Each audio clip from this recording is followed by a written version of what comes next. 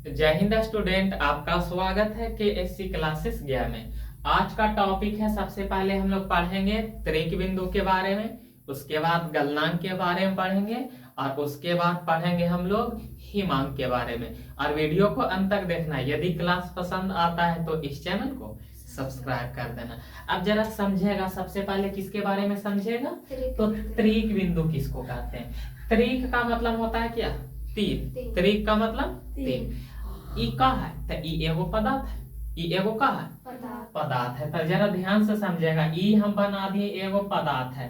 पदार्थ का हो या वस्तु का हो, इसका कुछ इलाका मतलब कुछ भाग किस रूप में है तो ठोस रूप में, और इसका कुछ भाग द्रव के रूप में है। इसका कुछ भाग किस रूप में है?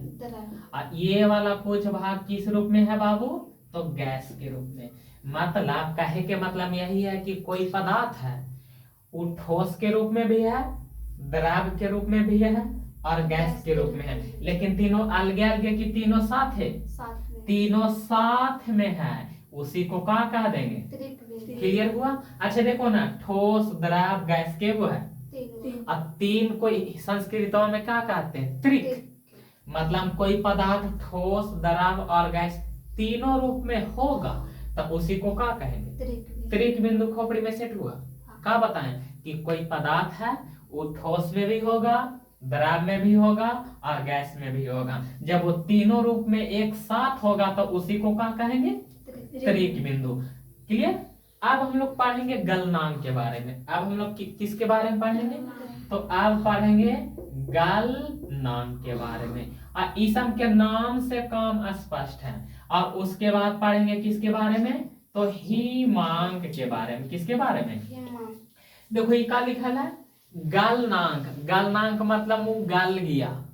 और हिमांक, हिमांक मतलब बर्फ। तब बर्फ कैसा होता है? जमल होता है। जमल होता है। अब जरा समझेगा गलनांक किसको कहते हैं। क्या समझना है? गलनांक कोई ठोस पदार्थ है। कोई का है बाबू? ठोस। और इसको खूब गर्म करेंगे। इसको खूब क्या करेंगे? गरम। तक गरम करेंगे तो ये क्या होगा? पिघल जाएगा। अब पिघल जाता है तो कौन कंडीशन में होता है? द्रव। हाँ, पानी के रूप में। और ओकरे तो द्रव कहते हैं। यानी ठोस को खूब गर्म करेंगे, और ठोस को खूब गर्म करेंगे तो वो कौन कंडीशन में बदल जाएगा? द्रव के रूप में। उसी को क्या कहेंगे? हिमांक। क्लियर? हिमांक किसको कहेंगे? जब ठोस को गर्म करेंगे। अच्छा बताओ, गरम करेंगे तो किताबा में गरम करेंगे ना लिखल रहेगा? ताप देंगे। का देंगे? ताप देंगे। का देंगे?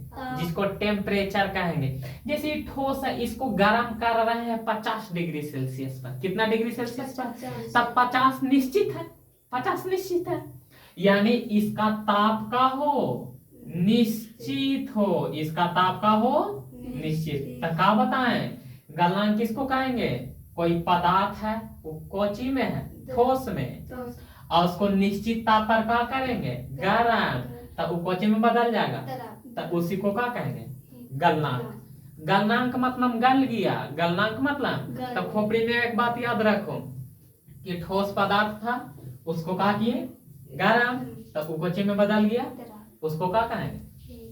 उसको कहेंगे गलनांक। क्लियर हुआ? यहाँ से एक पॉइंट याद रखना। पॉइंट यही पूछा जाता है का, यदि अशुद्धि को मिला दे। जरा ध्यान से समझेगा। क्या बोले?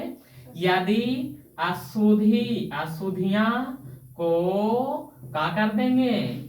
मिला देंगे। और अशुद्धियां को जब मिला देंगे तब उसका गलनांक का हो जाएगा? कम जाएगा। उसका गलनांक का हो जाएगा।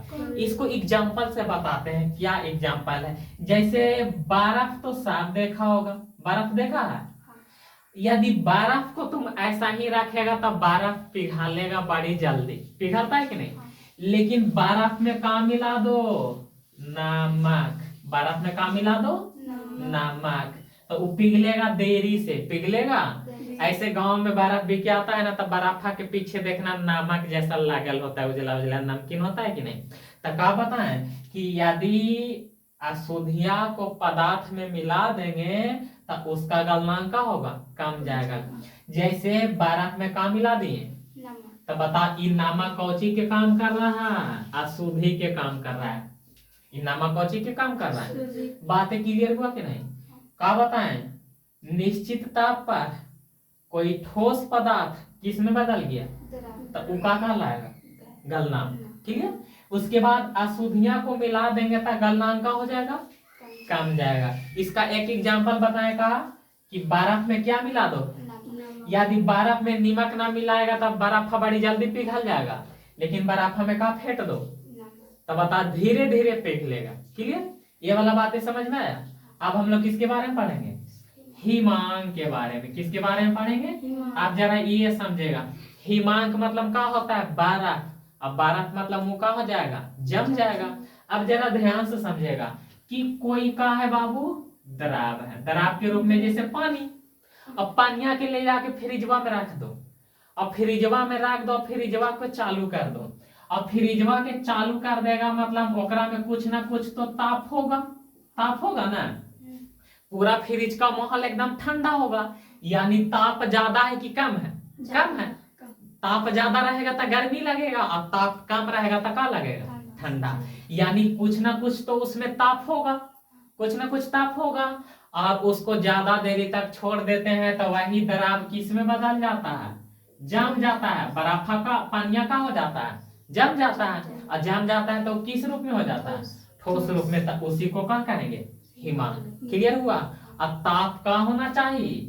निश्चित। ताप का होना चाहिए? निश्चित। समझ में आ रहा है? आ रहा है कि नहीं? जिससे 50 रुपया तुमको दिए तब 50 रुपया दिए तब पॉकेटों में रखा रखा 500 होगा? नहीं, यानी 50 का है, निश्चित है। क्लियर? अब जरा समझेगा हिमांक किसको कहते हैं? निश्चित ताप पर द्रव किस में बदल जाएगा? ठोस में। तब उसको क्या कहेंगे? हिमांक। क्लियर हुआ? तो यहाँ से बस खोपड़ी में सेट कर लो यही बात कि ठोस यदि द्रव में बदल जाएगा तो उसको क्या कहेंगे? हिमांक। और यदि द्रव, द्रव मतलब पानी, जम जाएगा, जम जाएगा मतलब किस में बदल जाएगा? ठोस में। तो उसको क्या कहेंगे?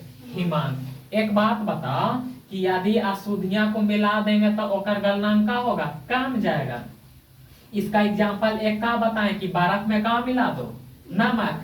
यदि बर्फ में नमक मिला देंगे तो क्या होगा? क्या होगा? उसका गलनांक कम जाएगा, मतलब बर्फ गलेगा धीरे धीरे, बर्फ गलेगा। अब यहाँ से दो वैरायटी के सवाल बनता है। कितने वैरायटी के? और हम दोनों बड़ी अच्छा से समझेगा। कोई पदार्थ है, कोई क्या है? पदार्थ तो अब समझ में आ ही गया होगा कि किसको पदार्थ कहेंगे। अब वो पदार्थ का था, जरा ध्यान से समझेगा, वो पदार्थ पहले किस रूप में था? ठोस रूप में। लेकिन इसको खूब गर्म किए, इसको खूब का किए, अब गर्म करेंगे तो ई कौची में बदल जाएगा? द्रव में। अब द्रव में बदलने के बाद यदि वो सिकुड़ जाएगा, क्या हो जाएगा? सिकुड़ जाएगा। क्या हो जाएगा? सिकुड़ जाएगा। जैसे अभी हाथ फैलल है लेकिन इसको मोड़ दिए तो इसका हो गया? सिकुड़ गया। तो अभी क्या बताएं कि कोई पदार्थ है वो किस रूप में है? ठोस। उसको खूब का किए? गरम। और गरम किए तो कौची में बदल गया? द्रव में। और द्रव में बदलने के बाद क्या हो जाएगा? सिकुड़ जाएगा। इसका एक एग्जांपल है बर्फ। इसका एक एग्जांपल का है? बर्फ। इसका एक एग्जांपल का है? मतलब बर्फ खरीदते हैं तो ठोस रूप में होता है, लेकिन उसको थोड़ा देर तक छोड़ देते हैं तो पिघल जाता है। पिघल गया तो किस रूप में हो गया? द्रव के रूप में। और जैसे पिघलता है तो वो बर्फ का हो जाता है? सिकुड़ जाता है। और जब वो सिकुड़ गया तो यहाँ से एक बात याद रखना कि जब वो सिकुड़ गया तो उसका दाब बढ़ाया जाएगा। क्या? यदि दाब को तिरिया ऊपरे दे दिए मतलब क्या हो रहा है? बढ़ रहा है। यदि दाब को बढ़ाएंगे तो उसका गलनांक का हो जाएगा? कम जाएगा। तिरिया के साइन नीचे है मतलब उसका गलनांक का हो गया? कम जाएगा। पहले ये बात याद रखो कि कोई पदार्थ का था? ठोस। उसको किस में बदल दिए? द्रव में। अब द्रव में बदलेगा तो वो क्या हो जाएगा? सिकुड़ जाएगा। इसका एग्जांपल क्या है? बर्फ। बर्फ पिघलेगा तो वो क्या होता है? सिकुड़ जाता है। तो उस कंडीशन में उस पर दाब बढ़ाएंगे तो गलनांक का होगा? कम जाएगा। अब जरा दाब समझो किसको कहते हैं। रसगुल्ला खाया है, रसगुल्ला के चापते हैं तब बता पनिया गिर जाता है, तो चाप रहा है वही क्या कहलाएगा?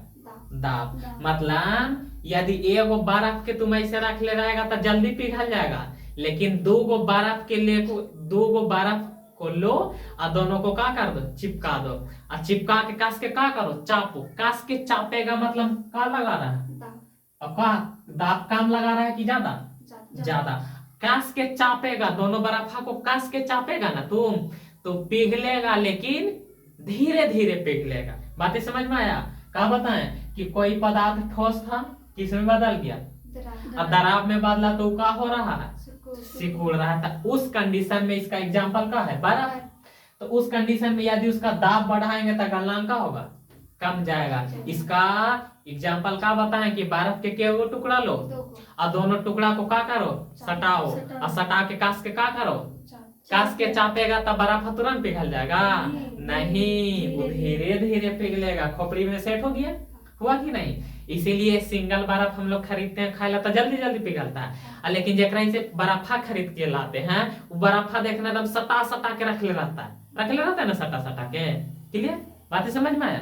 अब जरा अगला पॉइंट समझेगा, दूसरा पॉइंट क्या, दूसरा पॉइंट समझेगा। अब क्या है, जरा ध्यान से समझेगा कि कोई पदार्थ था, वो पहले किस रूप में था, ठोस, और उसके बाद इसको गर्म किए तो कौची में बदल गया, दराब में। लेकिन दराब में बदलने के बाद वो पदार्थ का होगा, फैलेगा। का होगा, फैलेगा। जैसे घी देखा है, घी एक एग्जांपल का बताएं, घी। और घी के बाद डालडा, डालडा देखा है जेकरा से पूरी बनता है, डालडा देखा है। घी तो सब देखा होगा।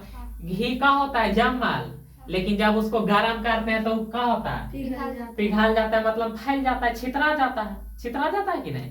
तो यहाँ पर ये वाला बात याद रखना कि उस कंडीशन में यदि ओकरा पर दाब बढ़ाएंगे तो गलनांक भी का होगा, गलनांक भी बढ़ेगा। मतलब घीवा के यदि तुम चापेगा और जितने कस के चापेगा उतने कस के का होगा, पिघल जाएगा। जितने कस के चापेगा उतने कस के का हो जाएगा। ये वाला पॉइंट खोपड़ी में सेट हुआ।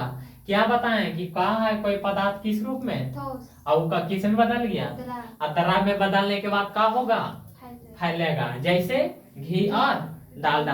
तो उस कंडीशन में घिया या डालडावा पर दाब का करेंगे, बढ़ाएंगे, ज्यादा कस के उसको चापेंगे, तो उस कंडीशन में उसका गलनांक भी का होगा, कमेगा, बढ़ेगा। मतलब जितने कस के चापेंगे उसको उतने कस के का हो जाएगा, पिघल जाएगा। बातें क्लियर हुआ या नहीं? अब यहाँ से जरा ध्यान से समझेगा, ये वाला दोनों डाटा याद होनी चाहिए। का कि यदि ठोस से दराब में बदलने के बाद वो का होगा, सिकुड़ेगा। तो दाब को यदि बढ़ा देंगे तो गलनांक का होगा, कम जाएगा। यदि ठोस दराब में बदलने के बाद वो फैलेगा, जैसे घी, तो उस कंडीशन में उस पर दाब बढ़ाएंगे तो गलनांक भी का हो जाएगा, बढ़ जाएगा। गलनांक भी का हो जाएगा, बढ़ जाएगा। यहाँ तक बातें समझ में आया या नहीं? अच्छा बताओ, कोई पदार्थ है वो ठोस, द्रव और गैस तीनों रूप में है, तो उस कंडीशन में उसको क्या कहेंगे, तो उसको क्या कहेंगे, उसको कहेंगे त्रिक बिंदु। उसको किस नाम से जानेंगे, त्रिक बिंदु। क्लियर हुआ या नहीं? यदि क्लास पसंद आया तो इस चैनल को क्या कर देना है, सब्सक्राइब कर देना और शेयर भी कर देना है दबा के।